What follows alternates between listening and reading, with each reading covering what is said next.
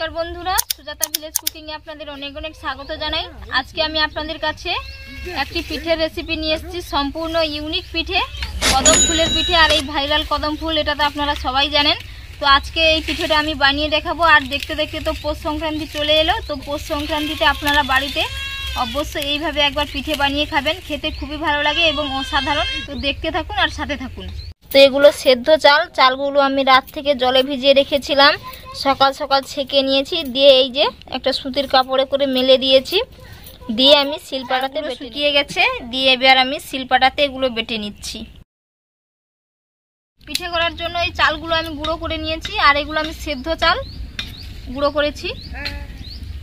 বাদাম নিয়েছি, চীনা বাদাম, এলাচ আর পানমৌরি গুঁড়ো করে নিয়েছি। আর আদা বেটে নিয়েছি। বাসমতি চাল নিয়েছি, জলে ভিজিয়ে রেখেছিলাম, 1 ঘন্টা হয়ে গেল।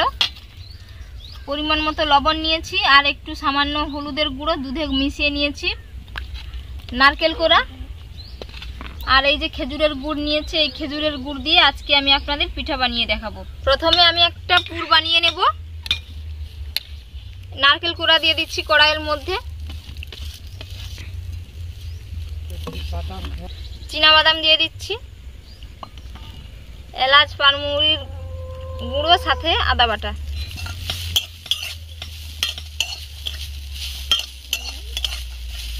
এর মধ্যে আমি খেজুরের গুড় দিয়ে দিচ্ছি।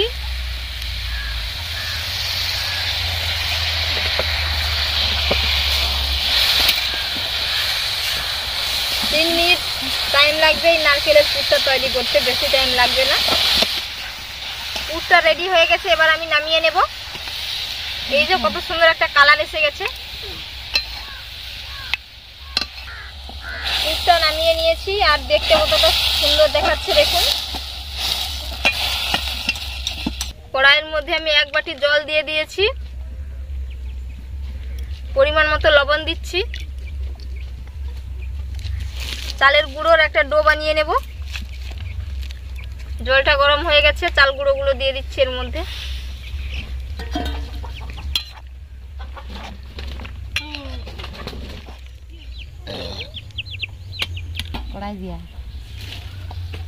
সুন্দরভাবে একটা নরম তুলতুলে ডো বানিয়ে নিতে হবে, একটু হাত দিয়ে ঠেসে ঠেসে। পিঠেটা ভাপানোর জন্য আমি একটা হাঁড়িতে করে জল দিয়ে দিচ্ছি। জলটা ভালো করে গরম করে নেব। জলটা আমি ছেঁকে নিচ্ছি, চালের জলটা।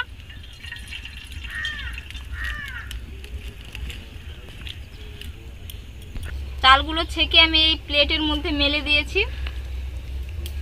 তো ছোট ছোট করে লেচি কেটে পুরের মতো করে নিব। দেখুন কিভাবে করতে হয়।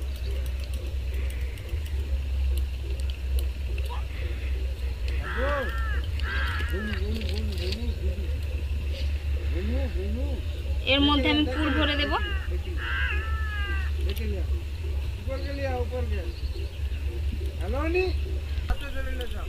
পুর ভরে মুখটাকে পুরো সিল করে দিয়েছি। দিয়ে গোল গোল করে দেব।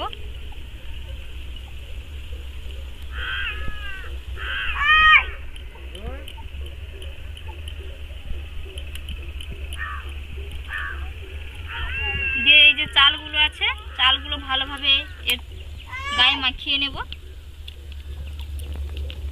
এই যে মাখানো হয়ে গেছে।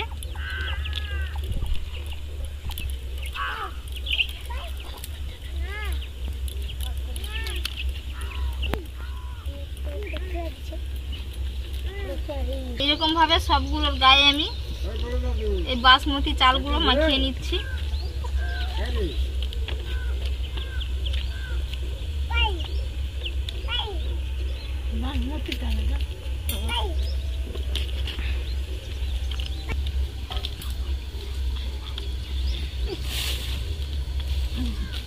জলটা গরম হয়ে গেছে, এবার আমি পিঠেগুলো ভাপিয়ে নেব। এই যে অনেকগুলো পিঠে হয়ে গেছে, এগুলো ভাপিয়ে নেব আমি। এইরকম একটা পাত্রের মধ্যে রেখে দিচ্ছি, থালার মধ্যে। যে একটা থালার মধ্যে বসিয়ে দিয়েছি, দিয়ে একটা কাপড় ঢাকিয়ে দেব।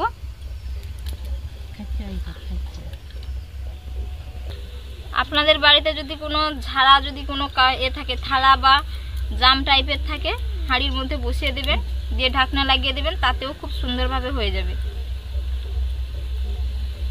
তো এটাকে আমি হাঁড়ির উপরে উল্টে দিচ্ছি।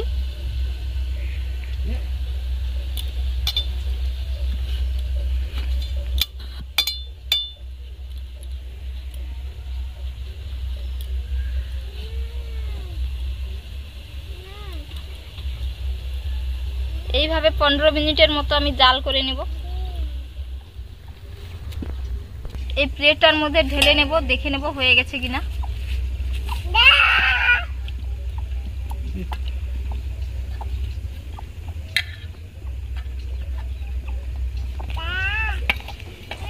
এই যে কত সুন্দরভাবে হয়ে গেছে কদম ফুল, দেখুন।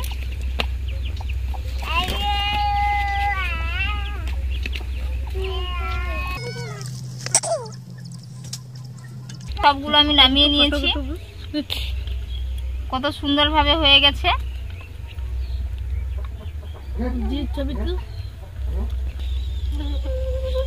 হলুদের যে জলটা ছিল দুধে গুলানো, সেইটা একটু অল্প অল্প করে দিয়ে দেবো এর মধ্যে, দেখতে সুন্দর লাগবে। আপনারা চাইলে নাও দিতে পারেন।